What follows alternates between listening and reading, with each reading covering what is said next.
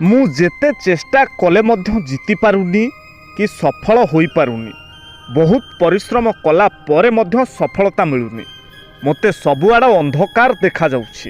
ଯଦି ପରିଶ୍ରମ କରିକି ବି ଏବେ ପର୍ଯ୍ୟନ୍ତ ସଫଳତା ମିଳିନି ତାହେଲେ ବି ନିରାଶ ହୁଅନ୍ତୁନି। ବୁଦ୍ଧଙ୍କ କଥାକୁ ମନେ ପକାନ୍ତୁ। ଥରେ ବୁଦ୍ଧ ଗୋଟିଏ ଗାଁକୁ ଯାଉଥିଲେ। ତାଙ୍କ ସାଙ୍ଗରେ ତାଙ୍କ ଶିଷ୍ୟମାନେ ମଧ୍ୟ ଯାଉଥିଲେ। ବାଟରେ ଗଲାବେଳେ ବହୁତ ସାରା ଗାତ ଖୋଳା ହୋଇଥିଲା। ଗାତ ଗୁଡ଼ିକ ଦେଖି ଶିଷ୍ୟଟି ରାସ୍ତାରେ ଏତେ ଗୁଡ଼ିଏ ଗାତ କାହିଁକି ଖୋଳା ହୋଇଛି ବୋଲି ପଚାରିଥିଲେ। ଏହାର ଉତ୍ତରରେ ବୁଦ୍ଧ କହିଲେ, ଜଣେ ଲୋକ ପାଣିର ସନ୍ଧାନରେ ଏତେ ସବୁ ଗାତ ଖୋଳିଛି।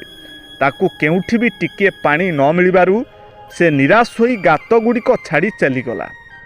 ତେବେ ଏଥିରୁ ଗୋଟିଏ କଥା ଆମେ ଶିଖିଲେ କି ସେ ଯଦି ସବୁ ଜାଗାରେ ଏମିତି ଅଳ୍ପ ଅଳ୍ପ ପରିଶ୍ରମ ନ କରି ଗୋଟିଏ ଜାଗାରେ ନିରନ୍ତର ପରିଶ୍ରମ କରିଥାନ୍ତା ତାହେଲେ ପାଣି ନିଶ୍ଚୟ ମିଳିଥାନ୍ତା। କେବଳ ପରିଶ୍ରମ କଲେ ଆମେ ସଫଳ ହୋଇଯିବା ଏହା ଭୁଲ। ଧୈର୍ଯ୍ୟ ସହିତ ନିରନ୍ତର ପରିଶ୍ରମ କରିବା ଉଚିତ। କେବେ କେବେ ସଫଳତା ପାଇବା ପାଇଁ ବହୁତ ପରିଶ୍ରମ ବି କରିବାକୁ ପଡ଼ିଥାଏ। କ'ଣ ଠିକ୍ ତ?